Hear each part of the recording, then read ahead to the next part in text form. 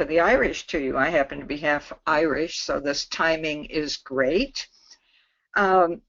Welcome to this experience, and as you listen to me in intervals, think about your experience and your questions, and we'll pause at intervals.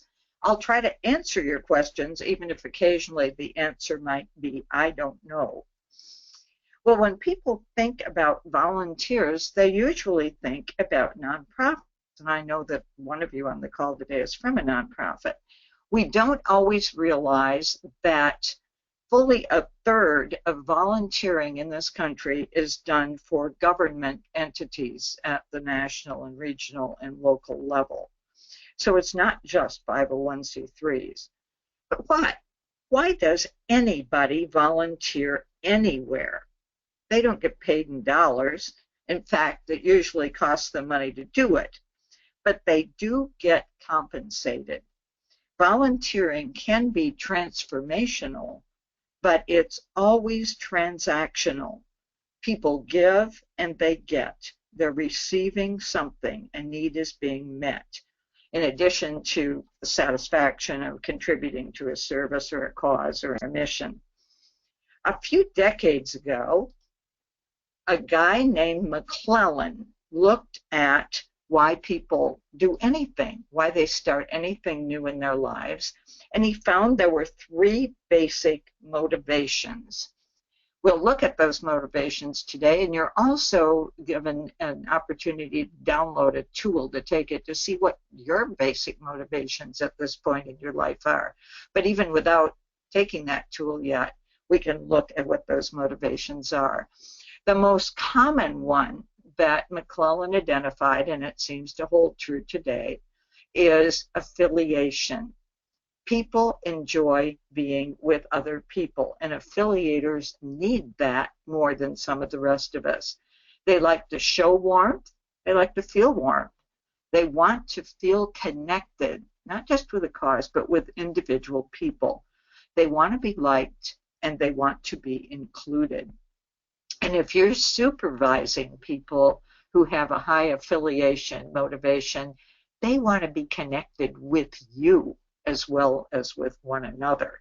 It's a very strong, and as I say, it's the most common motivation for volunteering. The second most common is achievement. And I would guess that when you all take the survey, you will come out with a pretty high achievement motivation. People with that high motivation like to accomplish something measurably successful.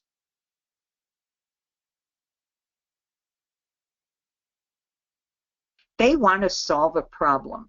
They want to come up with a solution. They want to be delegated a challenge, not a solution.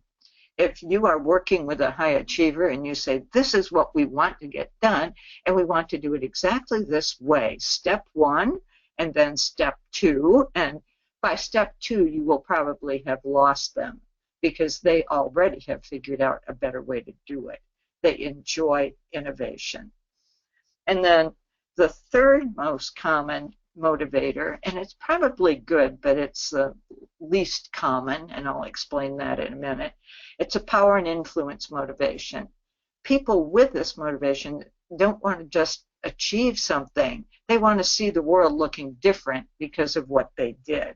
They want to see impact. They want to see how they've influenced things and made them better. And people with a high power and influence motivation have almost a radar that they can sense where power lies.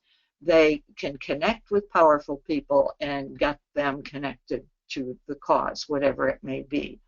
If you do some sort of a recognition event, and say a banquet or a luncheon, and there's a social period beforehand, you'll find, first of all, the achievers probably will show up for the last 5 minutes of that, and they'll be concerned if the actual luncheon or dinner is starting late. The affiliators will show up early and connect with one another and connect people. And the power people will show up early so they can work the room. They're going to notice that, oh, the mayor's here, and our department head should get to know him. There's a connection there. They will be working the room constantly and making those contacts. So If you want to know what people's motivation is, first of all, ask them about their favorite volunteer position. What job did they enjoy the most? And the affiliator will immediately tell you, oh, there was these great people I worked with. They may never get around to telling you what they accomplished, but you'll hear about the great people. And if you invite them to do something, they'll often say something like, may I invite some friends to help? Or let's meet for lunch and talk about it. They're going to want to connect with you and with others. And if you ask an achiever about the best volunteer job they ever had, you'll hear what they did. We did it better and faster than ever before. And when you offer them a position, they'll say, well, what do you hope it will accomplish? And at the end, they're likely to say, no, I think I'll skip the banquet. Could you just mail me the award?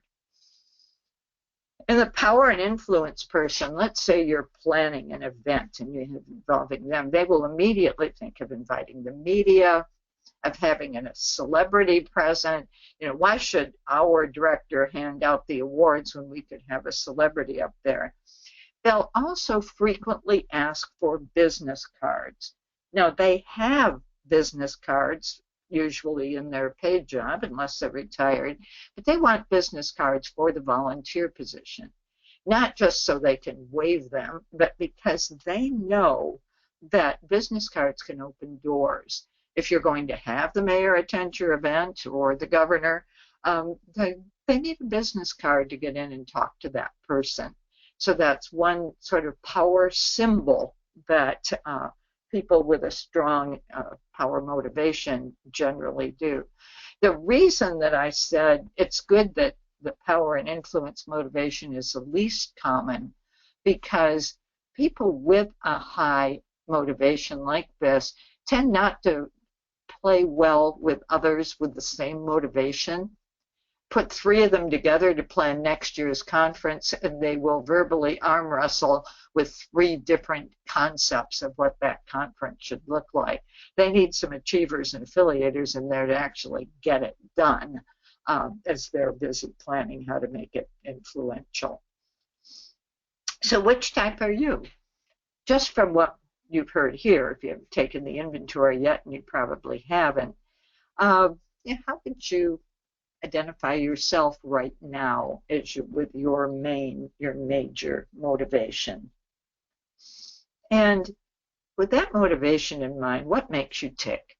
When you take a volunteer position, or a paid one for that matter, what gives you satisfaction? What energizes you? What makes you feel good about it? What makes you want to show up next time to go to work? And what ticks you off? That is so important, I think, for you to realize that what makes you tick may be what ticks somebody else off. An example, let's say that you're a really strong affiliator, and if you showed up to do something and there was no small talk, nobody spent a minute or two just connecting, you would feel kind of deprived. However, an extremely high achiever might be standing there listening to the small talk and looking at his or her watch or cell phone to see what time it is. They want to get started. This connecting time is not that important to them. They really just want to get to work. And so think about the jobs that you were hoping to fill with volunteers. The first thing to think about is what sort of person might enjoy doing this job. If it's a solitary job, an affiliator is not going to be happy doing that. If it's a job that doesn't give people much autonomy, a high achiever probably doesn't want to just stuff the envelopes or put the widgets in the right places. They're going to get really annoyed with that. And if it's a job that is pretty invisible, a power and influence person is going to walk away from it pretty quickly. So think about those positions you want to fill in terms of, what motivations do they honor and who might be interested in doing that job. So that's where we are for now, and I'd like for you to now spend your time thinking of questions that you might want to ask. Thanks, Nancy. We did not have any questions posted this time, so if you want to go ahead, just go ahead and proceed. Okay, I shall do that in just a moment.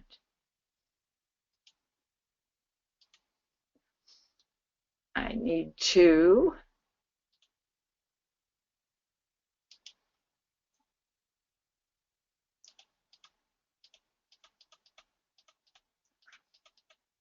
okay, just a minute. My slide presentation got away from me, but I will bring it back right now.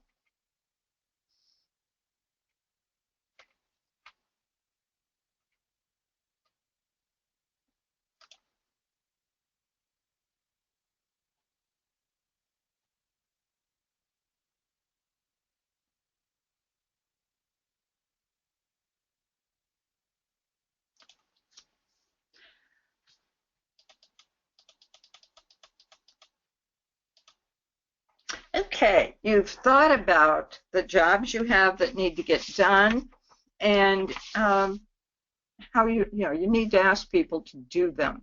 Why would anybody say yes to those particular jobs? How do you craft the message? How do you craft the ask?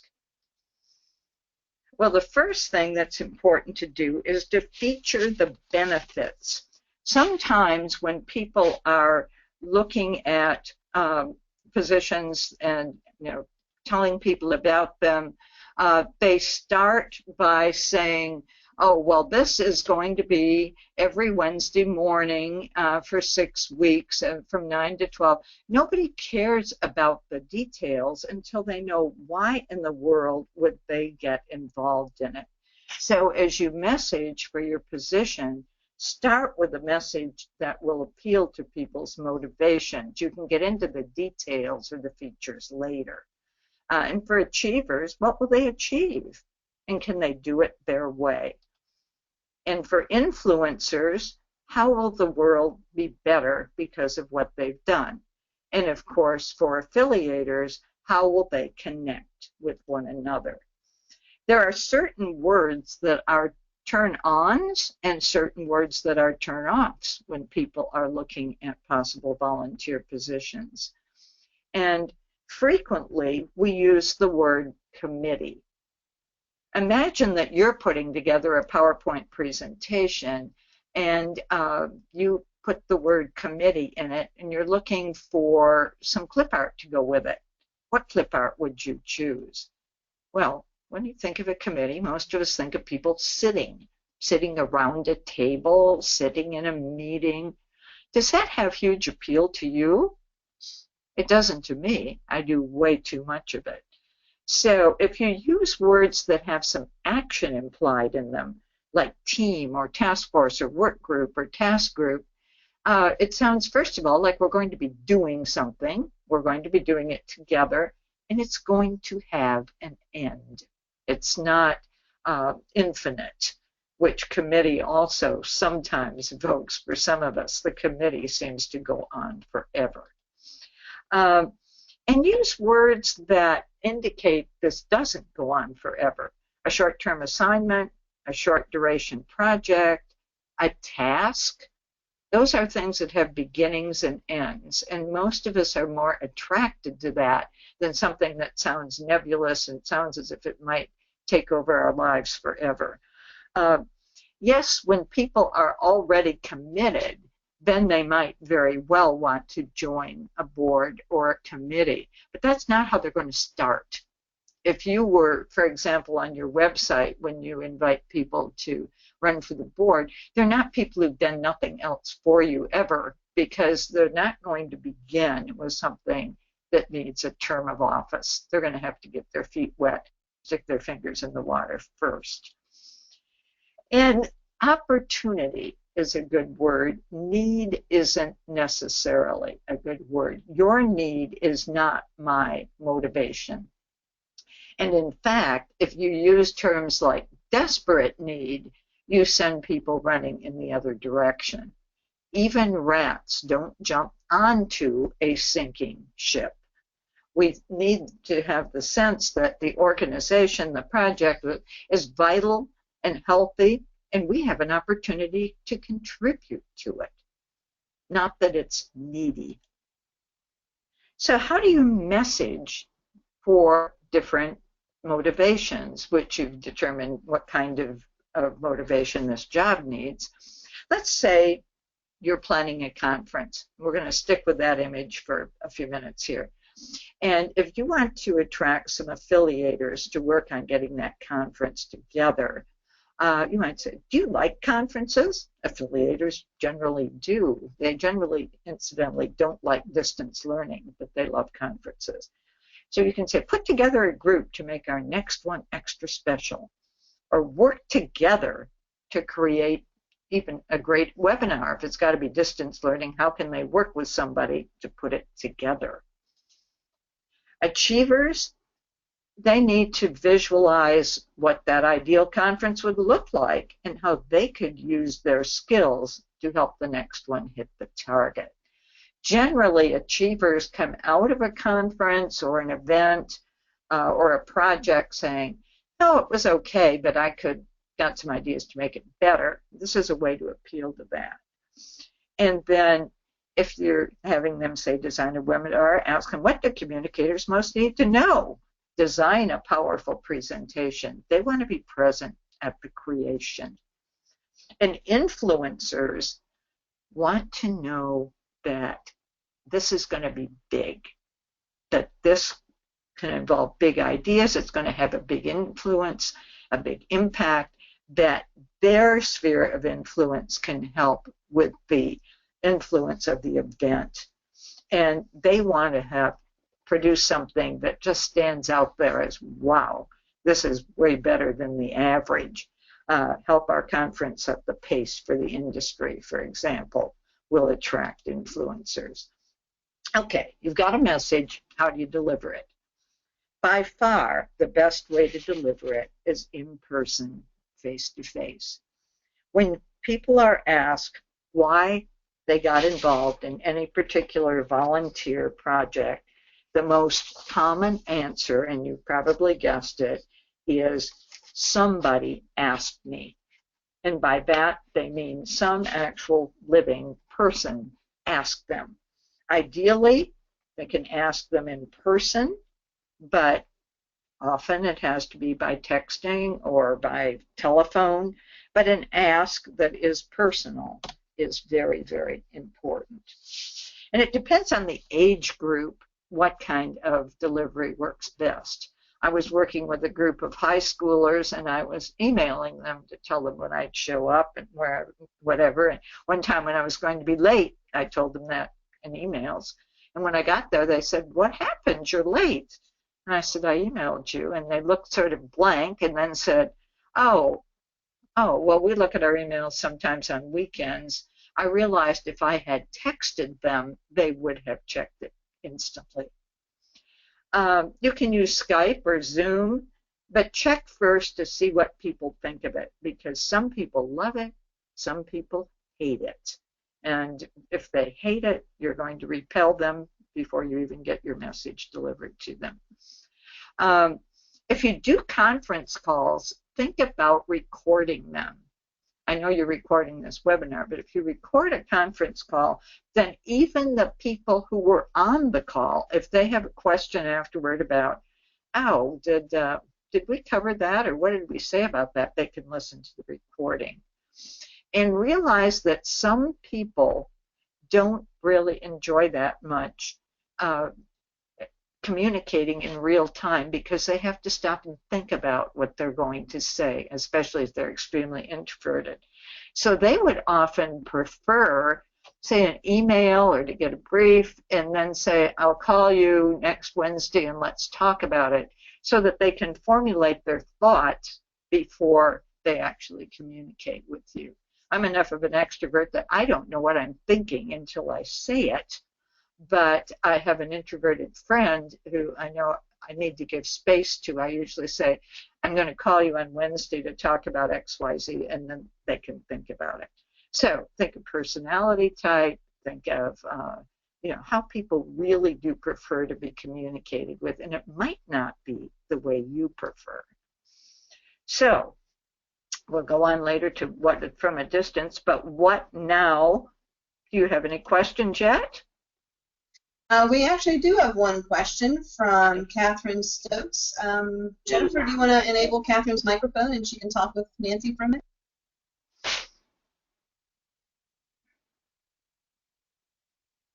Am I available?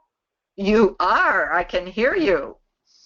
My question was, when you're talking about the various types of people, if you really don't know the person, but you're familiar with their work, how do you determine which type they are? Good question. The easiest way is to have some sort of conversation with them. If you're going to engage them in a volunteer task, ask the question that I had asked in that first section about, tell me about any volunteering you've done in the past. What's the best experience you've had as a volunteer?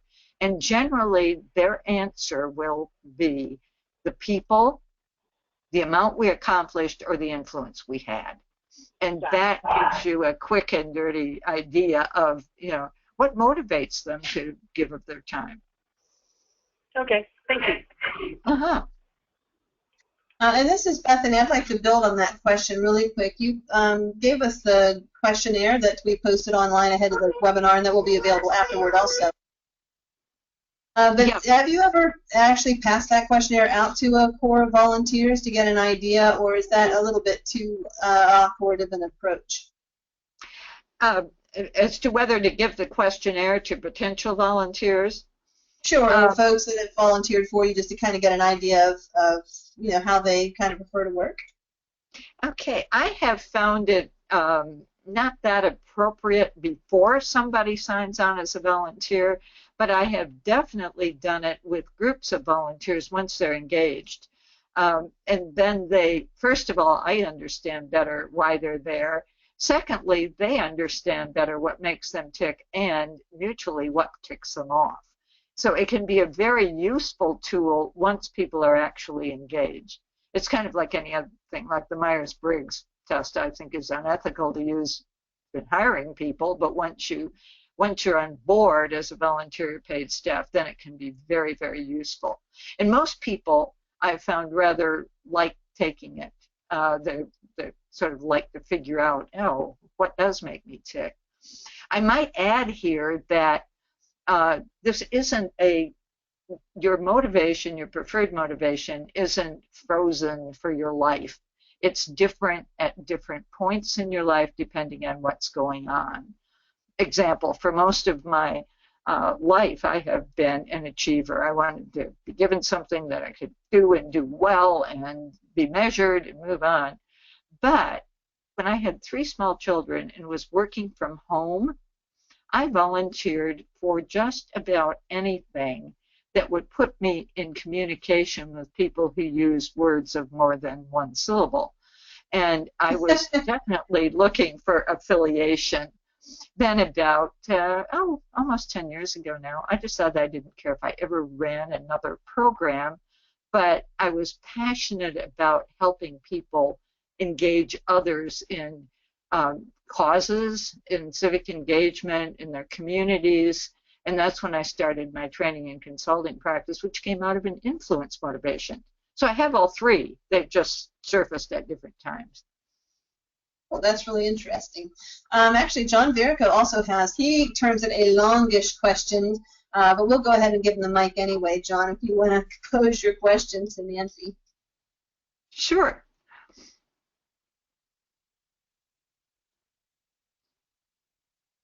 John, you're on.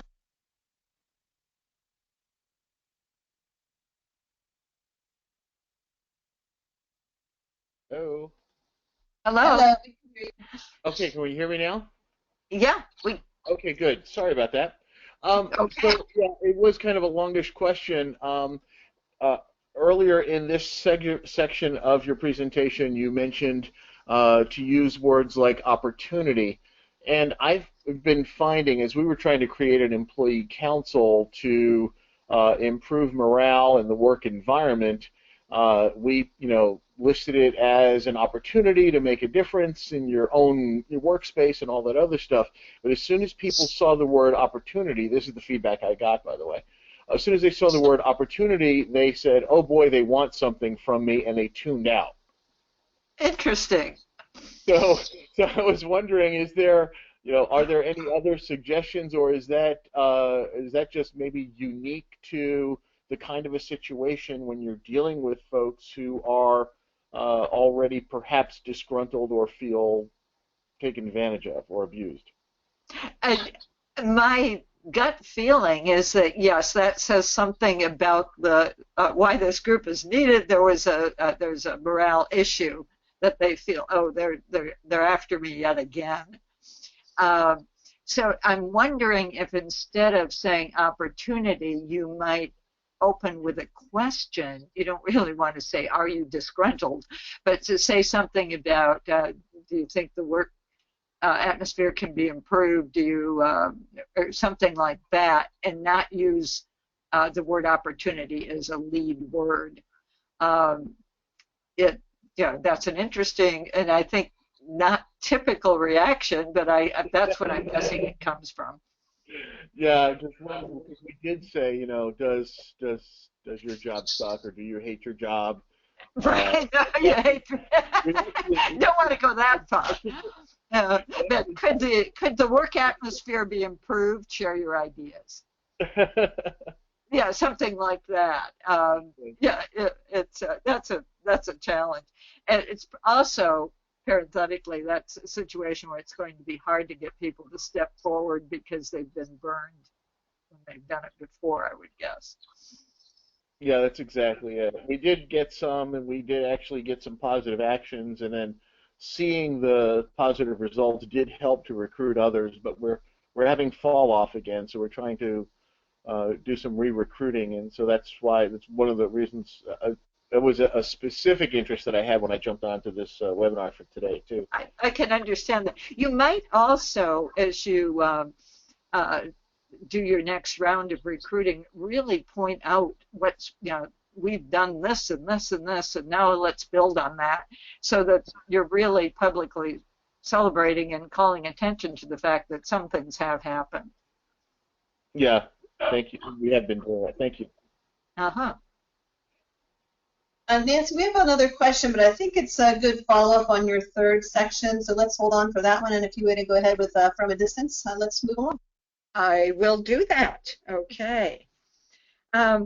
Frequently, I'm assuming when you recruit people as volunteers, you are not necessarily going to be with them all the time. You may not directly supervise them, but even if you do, you may not regularly see them. It depends upon what they're doing. So if you are actually recruiting people you're not going to be working physically shoulder to shoulder with, it's important that you do this in a special way. If they're going to need to communicate with you technologically, they need to be adept enough to do that. And if you're recruiting a team that's going to be only a virtual team, they're going to work from their own location, they're going to actually be, improving the website in their pajamas at 2 a.m. or whatever, if you can't put them together geographically so they are face-to-face, you're not going to probably want really high affiliators. They're going to be pretty unhappy with that. They're going to maybe even be a little introverted, that they don't mind working alone or even prefer it. But even if they're introverted and prefer working alone, if they've said they'll volunteer, right away connect with them. If you can't call a face-to-face meeting, do Zoom or Skype or a conference call, because people have literally hundreds of other things that they could be volunteering for in the time that they potentially are going to give you. Give them 48 hours to think about it, and they may be gone. Something else may have come up. Their kids' little league team might need a coach, and forget it. They're not going to do whatever you wanted them to do. So do some sort of connection right away. But I don't mean a webinar. I don't mean an online training. I mean, get them together on a fairly unscripted call or communication and let them share their ideas and concerns. Don't just talk at them. That's not going to be particularly helpful. And then make the expectations just as clear as you can. Most volunteers who quit midway through what they've signed up to do say something like, I had no idea I'd be expected to ... whatever that may be. They need to know right from the get-go what's expected of me, about how much time is it going to take, and what do I need to do along the way in order for this to work. I have found for many groups a team charter that can be formed in your first real or virtual meeting really matters. How often do we need to communicate for this to work? How prompt should we be in replying to messages and emails? I know I was part of one group that we agreed to communicate mostly by email, and some people would respond maybe 5 days later, and that seemed to be okay for them, but it wasn't okay for the rest of us. We were not comfortable or happy with that that lag in communication, but we hadn't said so. So, how promptly do you expect an answer? What do we need to do there? And then once you've got those agreements, you stay in the loop. Even if you're not regularly the one meeting with the group, if you set it up, if you have some responsibility for it, it has to be copied on their messages, and pay attention to what's going on.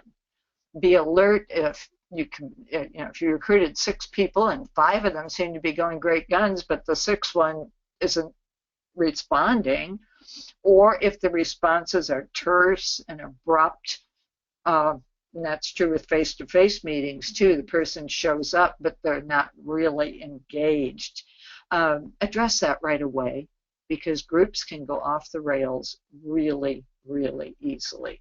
And this comes, I think, to something that I think people often don't realize, and that's that you can fire a volunteer. I have even had volunteers say to me, I'm a volunteer, what are you going to do, fire me? And yes, sometimes that's exactly what one does. If the person is dragging down the project, inserting negativity into it, not responding, keeping it from coming to fruition, I'd have a private conversation with that person and assume something has happened that has made them respond this way. I don't know of a person who gets up in the morning and says, oh, I know what I'm going to do today is really mess up. That's not the way human beings work. So maybe they feel tension with the other members of the team, their personal life or their job life has changed, something has made it so it's not working for them anymore. So have a private conversation with them and say, if this isn't working for you, feel free to step back from it. It's not a black mark against you. It's okay. And generally, if they have not been participating appropriately, they just breathe a deep sigh of relief, because they really, they really want out of there. It isn't working for them for whatever reason. I think sometimes we treat volunteers so carefully that we're really doing them a disservice. We act as if, oh, they're these angels that are giving us their time, so we'll put up with anything from them. That's not appropriate. They need to be held to standards. There needs to be a charter. They need to have a position description that they need to fulfill. And if they can't do it, it's time to move on. It doesn't make sense to keep them there when not only they're not contributing, but they are detracting. And when the project or program is over, celebrate and debrief. The celebrate part of it is especially important for the affiliators. We need parties. Yeah, the affiliator part of us needs a party, even if it's a virtual one. And if you can't get together personally, figure out a way to do a virtual celebration. You can send several, really cute cards by email, some of them with music and such things. I also like snail mail when you can't get a group together, simply because you can insert something in a something that you mail. I've inserted tea bags and said, oh, we did a terrific job. Sit down, prop up your feet, and have a cup of tea. When we had one project that turned out to have obstacles at about every turn of the road that we had to overcome, I sent everybody a little pack of rubber bands with a message that said, thanks for your flexibility. Blessed are the flexible, for they will not be bent out of shape. There are a lot of little things like that you can do. I've sent people mints saying, your contribution was worth a mint. They sound hokey, but people seem to appreciate them, and they get their attention, and it says, we really, we appreciate what you did. This has mattered. We have accomplished something here. And part of recognition, part of that third R, is debriefing. It is having an exit interview with each volunteer. Even those of us who worked in the field full-time professionally often neglect or ignore exit interviews, and I think they are absolutely essential for several reasons. One reason is that if somebody has been working on something and it has been annoying or irritating, some things haven't gone as they had hoped, and it's over, and they just walk away, they have proverbially something stuck in their craw. There's something that they are not happy about. They're leaving with some grievances, some feelings of dissatisfaction. And A, you're not going to get them back if they leave feeling that way. And B, they are likely to share that feeling with 6 to 10 times as many people as they would share a satisfied feeling. This has always been an issue in volunteer management, but with social media, it has multiplied. If they dish you on their Facebook page, that really does spread the word that they're unhappy. So what do you do about it? You debrief them. You have an exit interview, and if they tell you what it is that didn't go well, I usually ask the question, what do you wish that we had told you or taught you at the beginning, and what would have helped the project run well? And they will tell you. And somehow in telling you and in your accepting that and saying, we'll improve it, we'll use this input, we'll make it better next time, they're no longer dissatisfied. It makes a huge difference. You're much more likely to get them back, and they're going to be good PR for you rather than negative PR. So it's just so essential to do that debriefing if you really want to see those people again, or even if you don't. How do you recognize volunteers? Well, you recognize them appropriately according to their motivation. If you are working in the same location, you have parties occasionally. Danny Dunn, who's on this call, knows that where he worked at a restore, he organized quarterly volunteer recognition, really informal meals, and people who are affiliators loved them. Some of the people who are more high achievers didn't come, but that was okay. Those were still good events. So affiliators like parties. They like personal attention, even if it's virtual. Achievers want things weighed and measured so that they can really understand what it is they accomplished. About once a year, I volunteer with a group. It's a board that I'm on at the Oregon Food Bank. And since we're going in just as episodic volunteers to do one shift, we are given a job, such as one time it was taking a huge container of oatmeal and putting it into Ziploc bags and family-sized servings. We had to wear cover-up clothes. We had to wear masks so we couldn't really talk to each other. Oatmeal is dusty.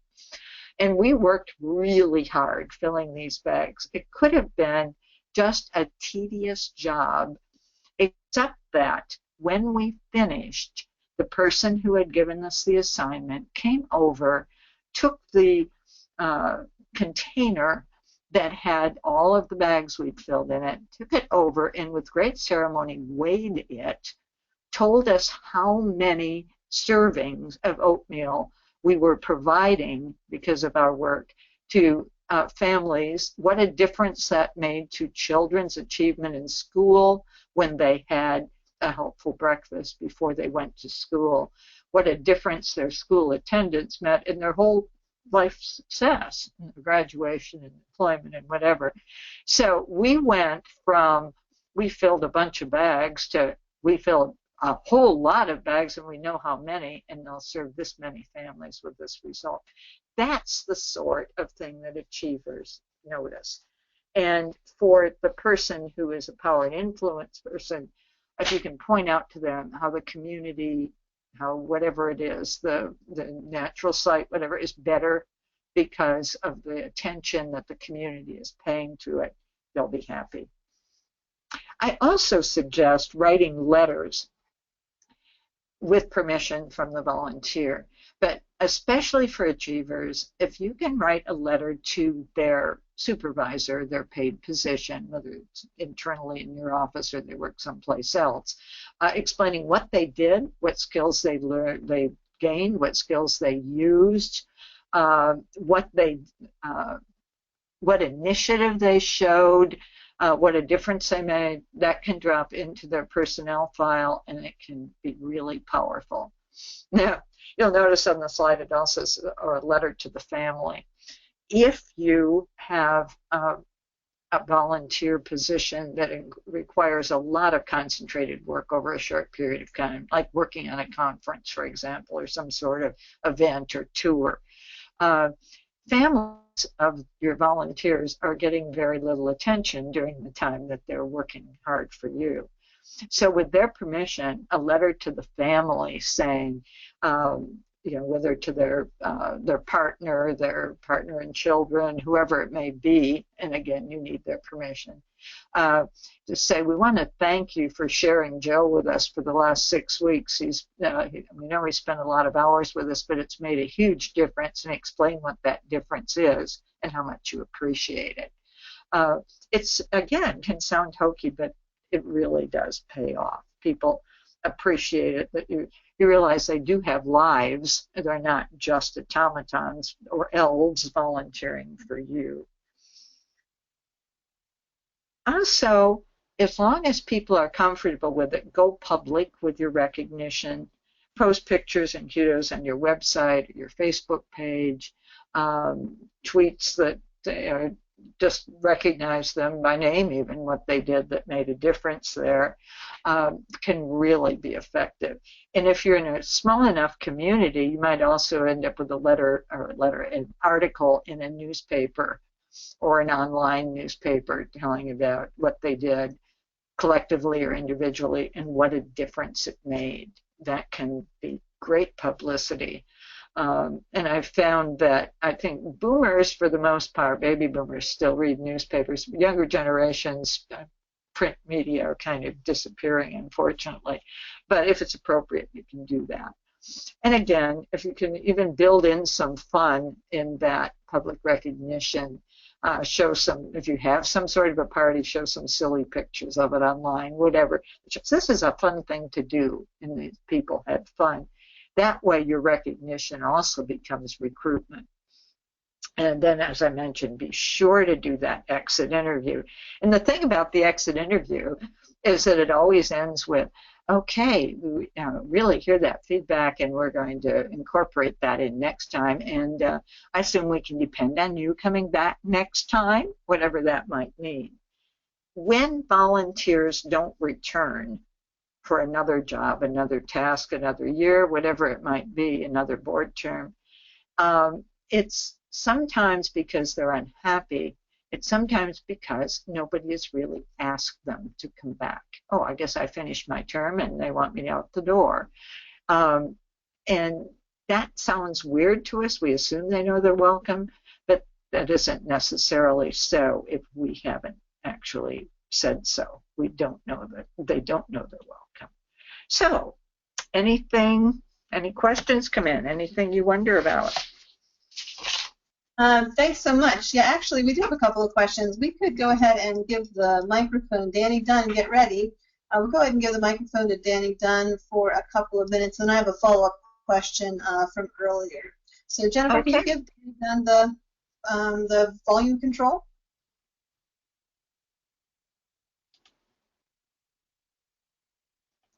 Okay.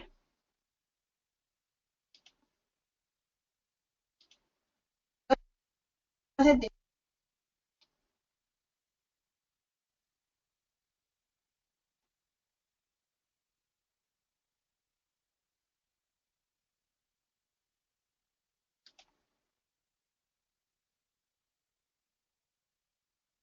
We'll have audio control. Hello?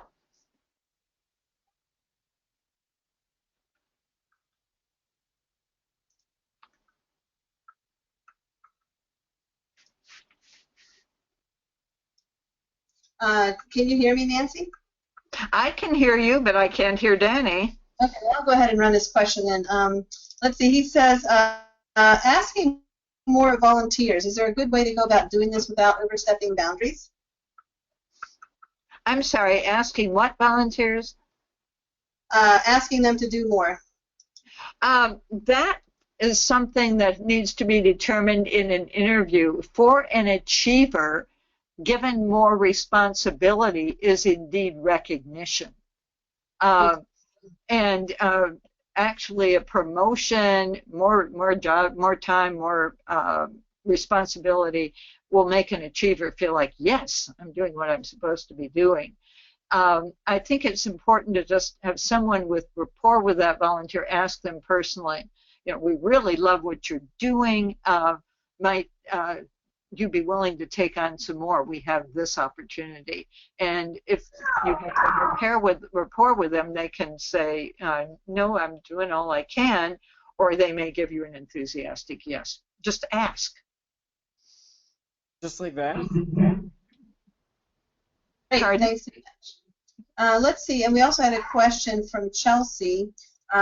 She is wondering, what are some ways to hold volunteers accountable to their commitments, aside from, asking folks to depart the committee because you haven't been satisfied? Are there tricks to kind of asking folks to do things and then making sure that they follow through on their commitments? This is where position descriptions are essential. Any volunteer position needs a position description, and I often ask people to literally sign off on it or electronically sign off on it so that they have agreed to do what it is that the position involves. So then that position description is what you can measure them against. You can have a conversation with them and say, this was checking your position description, want to make sure we're up to date on what you said you'd do, and knowing that people want to succeed for the most part, and sometimes that's a reminder that they've fallen behind. Sometimes it means that they say, I'm sorry, I thought I could do this and I can't, and you can let them have a graceful exit. But without a position description, you can't hold them accountable. Nobody responds very well to, oh, I'm sorry, but you haven't done what I had in the back of my mind you should be doing. If it hasn't been spelled out, you can't hold them accountable. That was a great answer. And also, Wendy Wagner asks, so once a volunteer has become disgruntled or disillusioned, is there any way to fix that? She has a situation where someone she enticed into what turned out to be a months-long project ended up being put off by the leaders of the group, who would not write a letter to her supervisor, I think despite repeated requests on her part, if I remember the story. Now she has lost her best volunteer. Is there any hope that she will ever be interested again? Asks Wendy.